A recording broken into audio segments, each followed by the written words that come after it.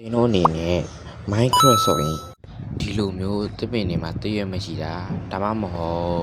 ဒီလိုမျိုးပိရမစ်တင်းငယ်လေးတွေပင်လယ်ထဲမှာပေါ်နေတာဒါမှမဟုတ်ဒီလိုမျိုးဘယ်သူမှမသိပဲတူထားတဲ့ကျွင်းတွေပေါ်နေတာ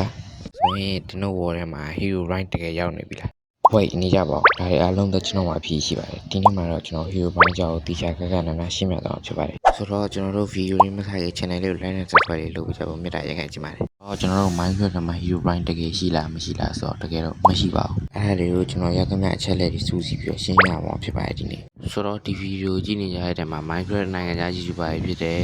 ဂျင်းတို့တခြား YouTuber တွေကိုနိုင်ရှိအတူတူရှင်းနေကြမယ်လို့ထင်ပါတယ်သူတို့ပဲစဉ်းစားကြည့်ပြတကယ်တော့ hero rank နဲ့တကယ်ရှိနေသူတို့အကိစ္စကြီးတွေလက်လွတ်ကြမှာမဟုတ်ဘူးဟုတ်တယ်မလားသူတို့က hero rank နဲ့တကယ်တွေ့ခဲ့မယ်ဆို video ရလောက်ပြန်မှာပဲဒါပေမဲ့မလုပ်ပြဘူးဘာလို့လဲဆိုတော့တကယ်မှမရှိတာဟုတ်တယ်မလားဆိုတော့ bro ကကျွန်တော်မေးကြမှာပေါ့အဲ့ဒီ hero brand တွေ့ခဲ့တဲ့ video ရောအဲ့ video တော့ကျွန်တော်မှာအဖြေရတစ်ခုပဲရှိတယ်အဲ့ဒီ hero brand နေရာမှာတခြားလူတယောက်ကဝင်စောတာဖြစ်နိုင်ပါတယ်ဆိုတော့ကျွန်တော်တို့ဒီ video လောင်းနေမယ်ဆောင်းတက်ပြရသေး